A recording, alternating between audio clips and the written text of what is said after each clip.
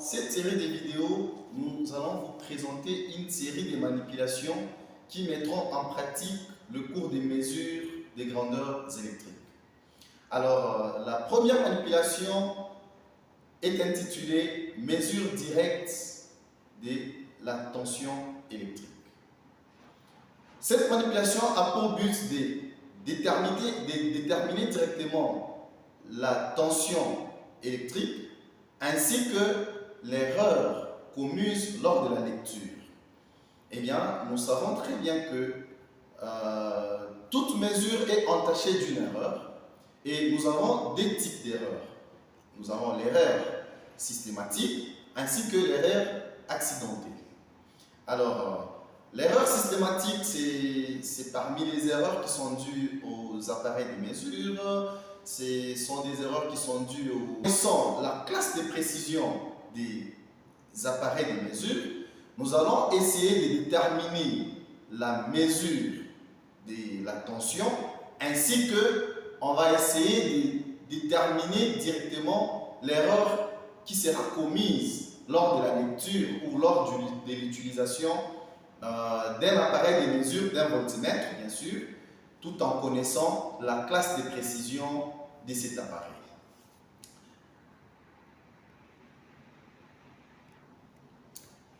Bien, nous allons utiliser une source d'alimentation. Dans notre cas précis, vous allez constater que sur notre tableau, nous avons plusieurs sources de tension. Mais avec cette manipulation, nous allons utiliser une source de 220 volts. Et la source de 220 volts, voilà le jeu de barres qui a une source monophasée de 220 volts. Après, nous allons utiliser notre voltmètre. C'est le voltmètre qui est devant vous. Ce voltmètre ici, le deuxième voltmètre. C'est un voltmètre dont l'échelle est de 150 volts. En fait, c'est le fond de l'échelle. Et si nous essayons un peu d'interpréter les caractéristiques de notre voltmètre, c'est un voltmètre de la classe 1.5. Donc le 1.5, c'est la classe de précision de notre voltmètre. Une caractéristique très importante dans la détermination de l'erreur lors de l'utilisation de ces voltmètres. Après, nous allons utiliser un potentiomètre. On va utiliser le deuxième potentiomètre qui est ici. Pourquoi le choix d'un potentiomètre? On utilise un potentiomètre pour qu'on puisse avoir la possibilité de varier la tension. Donc, parce que lors de notre mesure, nous voulons assez qu'on puisse avoir une tension variable. Parce que lors de la lecture, bien que c'est la lecture directe, non, la mesure directe, nous allons essayer de faire une simulation des deux lectures. Ça veut dire une lecture directe lorsque l'aiguille arrive directement sur une graduation et une graduation numérotée. Et nous allons aussi simuler une autre lecture lorsque l'aiguille arrive sur une division non numérotée ou encore entre deux traits, donc deux divisions. Alors, voilà les choix de notre potentiomètre. Après le potentiomètre, nous allons utiliser une charge pour varier bien sûr. Et la charge, dans ces cas, nous allons utiliser la lampe qui est ici au milieu. Voilà les grandeurs que nous allons utiliser lors de notre manipulation. Et sans plus tarder, nous allons passer directement à la réalisation. Comme toujours, c'est un tableau où nous utilisons les cordons. Alors, nous allons commencer notre réalisation. Voilà les cordons. Comme je vous ai dit, on va prendre les 220 volts au niveau du jeu des barres 220 volts. Alors, nous prenons la phase au niveau du jeu des barres 220 volts. Après, on alimente les potentiomètres. Ici, j'aimerais insister sur un aspect. Donc, le potentiomètre, la manière dont on raccorde les potentiomètres, nous allons alimenter les potentiomètres à partir des A1 et des A2. Ça veut dire, nous avons A1 et A2. Voilà. Et après, non, on a dit qu'on va utiliser les potentiomètres qui sont au milieu. Donc là, nous avons A1 et là, nous avons A2. Maintenant, la tension variable est obtenue à partir des A3. Les A3, c'est la sortie du curseur. Voilà comment on raccorde un potentiomètre. Voilà, je prends maintenant la phase au niveau des A3. Voilà maintenant la phase. C'est cette sortie qui va aller à la charge et c'est sur cette sortie où j'aurai une tension variable. Bien, donc là j'alimente d'abord ma charge et les retours c'est les neutres. Là j'ai les retours, c'est les neutres. Donc c'est un être commun. Je peux rentrer à partir de là. C'est toujours les seuls neutres. Après, je vais maintenant raccorder les voltmètres. Nous savons très bien que les voltmètres se branchent toujours en parallèle avec la charge. Bien, je vais maintenant brancher les voltmètres toujours en parallèle. Donc en parallèle, ici, je mets la tension. Donc, je branche mon voltmètre en parallèle avec la charge. Après, je prends les neutres, toujours en parallèle.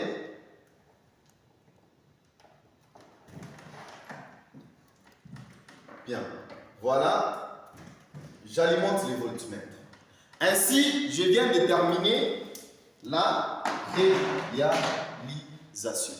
Maintenant, nous allons passer à la phase de la lecture même de la tension.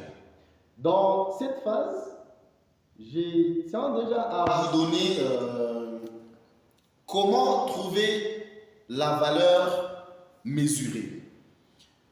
Pour trouver la valeur mesurée, la formule c'est, on fait la lecture, ça veut dire la déviation de l'aiguille, qui est la lecture. On prend la lecture multipliée par les calibres divisé par l'échelle. Mais vous allez comprendre que notre voltmètre, c'est un voltmètre qui a une seule échelle et puis qui n'a pas de calibre. Ça veut dire que les calibres et l'échelle, en fait, les calibres est égal à l'échelle. Donc, nous avons l'échelle de 150. Donc, les calibres aussi est de 150. Donc, les calibres est égal à l'échelle. Ce qui veut dire que la valeur mesurée est donnée directement par la déviation de l'aiguille. Non, par la lecture, bien sûr. Ça, c'est notre premier but du montage.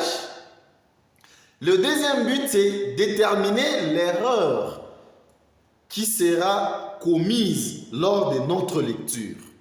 Et cette erreur sera donnée par quoi? Parce qu'il y a trois types d'erreurs. En fait, dans la lecture, nous avons l'incertitude qui est due à la classe de précision. Nous avons l'incertitude qui est due à trouver la classe de précision. Donc, non, l'erreur absolue sera donnée par la classe multipliée par l'échelle divisée par 100. Ça, c'est la formule pour trouver l'erreur qui sera commise. Et ça, c'est le deuxième but du montage. Bien, sans plus tarder, nous allons maintenant passer à la lecture.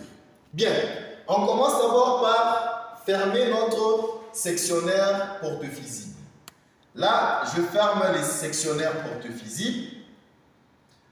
Après avoir fermé les sectionnaires porte-fusibles, je vais maintenant enclencher les disjoncteurs qui gèrent les tableaux. Ça, c'est le disjoncteur principal qui gère les tableaux.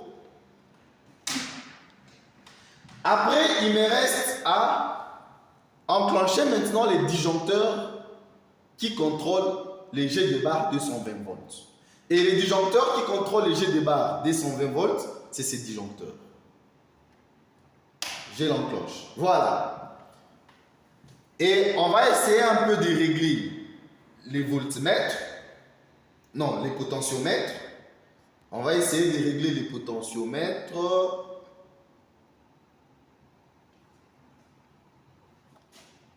Bien. On les règle là. Ici, pour trouver... Ici, j'aimerais attirer votre attention. En tout cas, pour faire la mesure, il faut toujours se placer devant l'appareil de mesure. C'est pour éviter ce qu'on appelle l'erreur des parallaxes. Non. C'est quoi l'erreur des parallaxes? L'erreur des parallaxes, c'est l'erreur qui est due au positionnement. Ça veut dire un mauvais positionnement va vous entraîner à une mauvaise lecture de la grandeur. Voilà, j'insiste encore cet aspect. Si vous voulez faire la lecture, c'est toujours bien de se positionner en face de l'appareil de mesure. Bien, alors, la première mesure, là nous voyons la lecture est égale à 100. Donc la déviation de l'aiguille c'est 100. Et voilà, comme la déviation de l'aiguille est de 100, et ça c'est ça même la lecture. Donc la lecture ici ça dépasse un peu. On va essayer un peu de régler un tout petit peu. Bien, voilà. Là nous sommes, la déviation de l'aiguille est à 100.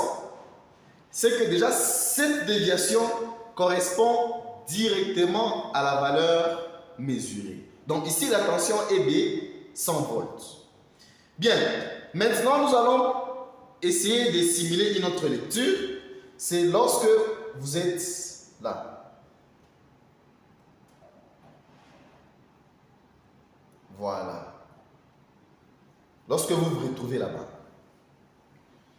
Ici, vous allez comprendre que l'aiguille se retrouve entre des graduations. Et puis les deux graduations non numérotées. Et dans ces cas, j'attire votre attention, mes chers amis.